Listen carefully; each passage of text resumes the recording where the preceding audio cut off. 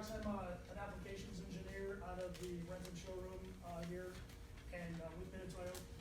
And what I'm going to be showing is an in-process model in terms of like just-in-time inspection here, where we have a model that comes directly out of our CAM system, AP242 of course, and it's going to carry the PMI, and then we're going to use that to actually automatically generate a program on the CMM to inspect per the GDT that comes through that PMI. And then we're going to output that into QIF results. I'm just going to kind of go over the process here really quickly. Okay, so yeah, as I said, the problem statement is we want to apply an in-process metrology to CAM directly from the step in CAP242 in-process model. So we're grabbing this in the middle of manufacturing and inspecting it. That's going to allow us to provide immediate in-process feedback so that we can have data for calculation of tool and part deflections, and we're going to accurately measure rough and final cuts. This is going to allow us to give us a right the first time manufacturing, so we're inspecting as we're manufacturing, and we're feeding that into sort of a closed loop system. So the way this is going to work, I'm going to open the model here in MAGCAP Planner. This is our software. It's our highest level of software that is able to basically take a lot of the steps and just automate them completely in terms of inspecting the model on the CMM. But when we open that, it's actually going to create directly from that model a QIF of the plan. So you have your QIF plan generated on the fly just by importing the model.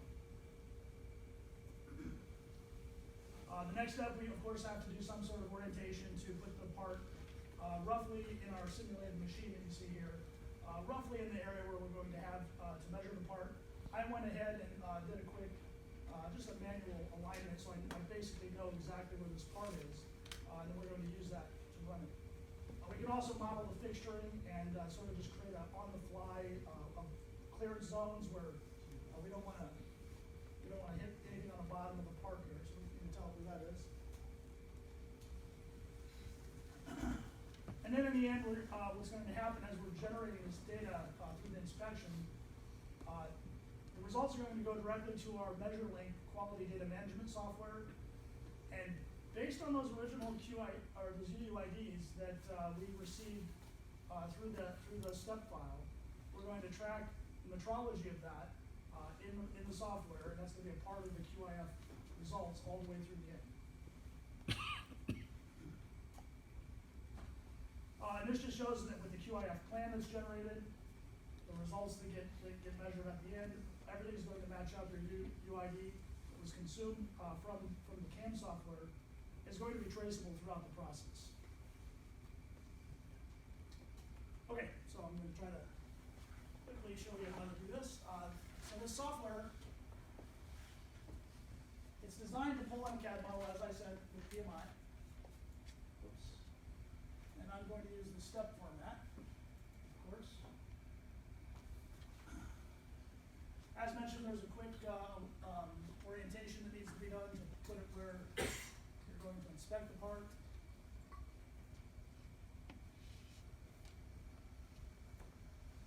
Center it in the volume, and roughly located about where it's going to be.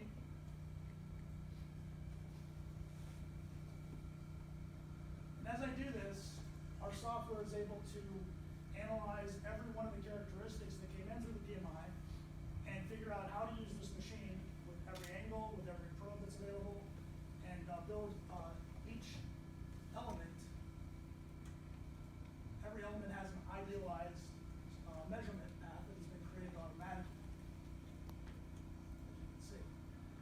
The next step, as I said, I don't want to collide with what I have there, so I'm just going to throw in a collision avoidance zone. Just kind of roughly mock this up here. Doesn't have to be perfect. In fact, I'm going to be a little bit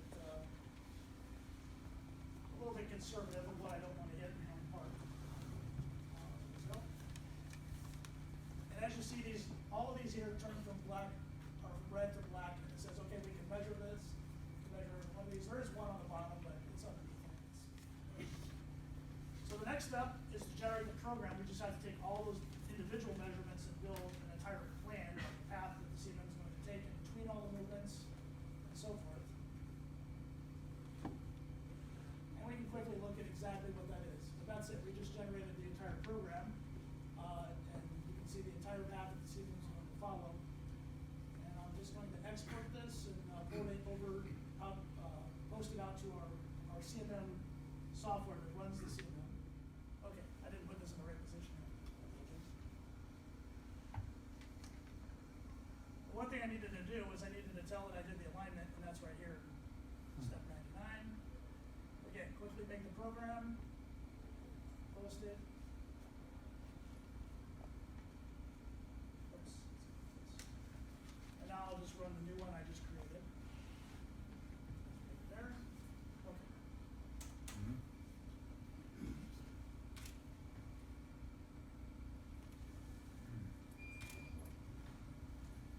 And so it knows exactly where to take the measurements and what areas to avoid. It also optimizes the entire path. So one of the parameters in our software is that you can define a sort of clearance zone around the part that you want to avoid. And it will optimize it, meaning that it will actually go as close as that zone is defined in order to speed up the measurement and to optimize the entire program. Whereas normally a CMM operator is going to be a little cautious and take a little bit more extra step and so forth. But it's all been calculated. The one thing that's happening here is as we measure these, as soon as we come to this part of the next part of the program, we finish this cylinder here, which is going to be a characteristic that's defined in tolerance to the program. That will cause our quality data management software measurement to run. And we can start taking a look at results, and all of these results, as I said, are all tracked to the original UUID, and then they can then be used to optimize the manufacturing process as well. Well, that's right. I think I could show you here. The one question that gets asked a lot, what if something isn't measured? It has no characteristics defined to it.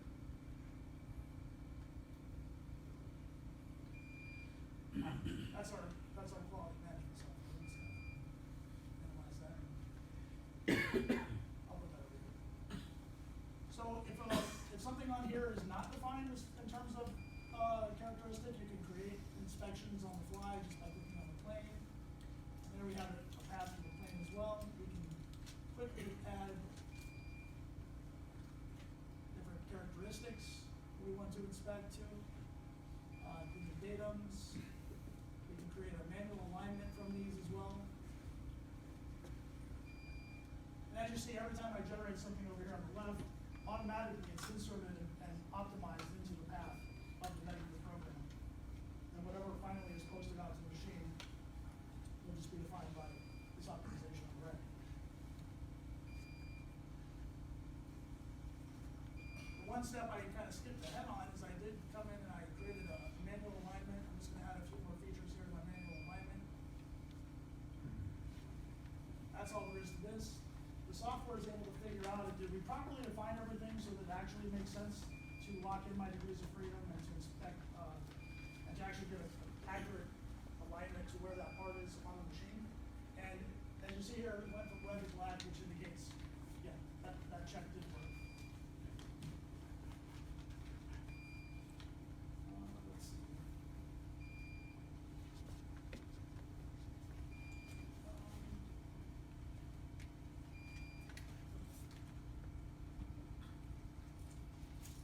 So as soon as this finishes here, what's going to happen is our quality data management software, once it finalizes, I'm going to export this, and that's going to create a QIF results.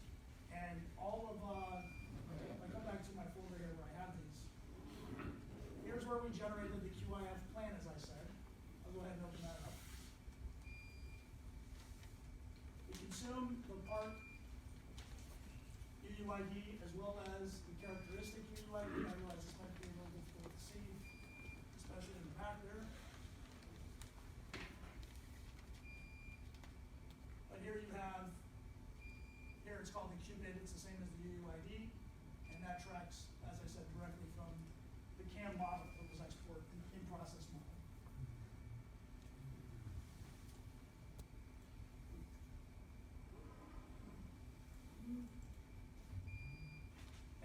questions on this part so far before we get to the results? Any questions on the software?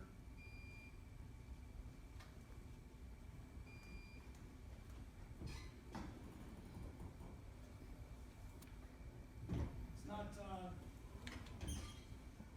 it sometimes takes a lot more time to explain the software than it does to actually run it because it is so fast. Keep in mind what we're saving here, a part like this typically would take an operator at least several hours to run it, or to write the program.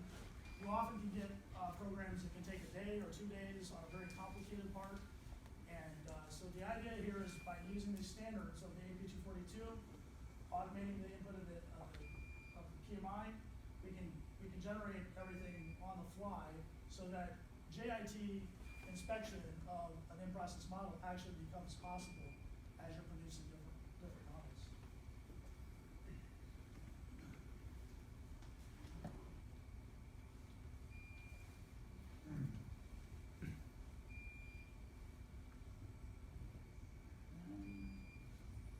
This is taking, let's see, it should just have a couple minutes left. Brian? Yes. While it's running, I just wanted to make an observation. Over here to my left is Dr. Li-Ming Li. We applied to become members of the U.S. tag to ISO TC184 SC4. He's a subject matter expert, and we're pleased that he was accepted to the U.S. tag. Very good. Like this one, very important for us, AP242, the PMI, import the PMI, then our software calculate, optimize the path based on the shortest distance,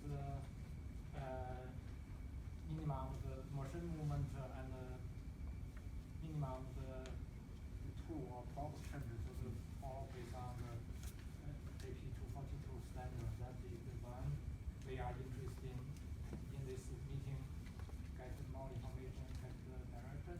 Another about the UUID. UUID, I think yesterday group 12 we discussed about universal ID for all the parts in this step. So that's how we define that one. We have a very good discussion, and also we probably this is the option solution 3, use the hacker section define the UUID. Anyway, so as this community member, we are, as Mr. we are very interested in direction of this company. So I'll just wrap this up here. I finished my results. I can export directly from my quality management software, Measurement. I can export directly into the QIF format. And this, oh, it did export.